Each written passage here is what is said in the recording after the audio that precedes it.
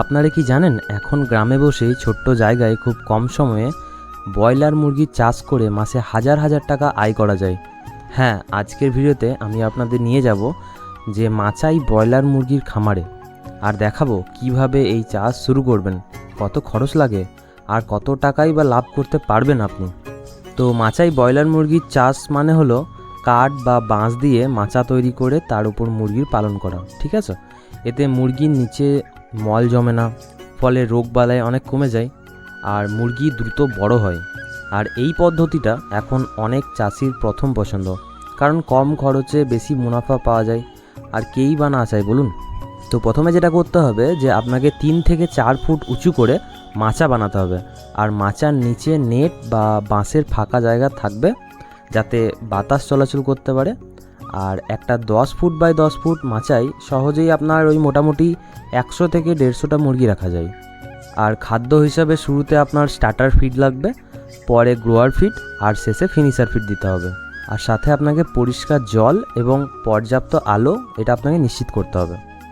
তো এখন আমরা ধরা যাক যে আপনি 100টা মুরগি দিয়ে শুরু করলেন, ঠিক আছে। তো প্রতি মুরগির বাচ্চা কিনতে খরচ হলো প্রায় ধরুন 40 টাকা, আজকের দিনে রেট বলছি।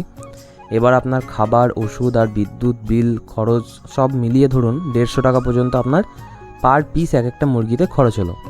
তো এবার ওই মুরগিটা বা পাখিটা যখন 40 বা 45 দিনের মধ্যে মুরগিটা 2 কেজি ওজন হয়ে যাবে, বাজারে সেটা বিক্রি হবে 130 থেকে 140 টাকা কেজি দরে। এভাবেই সহজে মাসে আপনি কিন্তু 15 থেকে 20 হাজার টাকা মতো লাভ করা সম্ভব আপনার।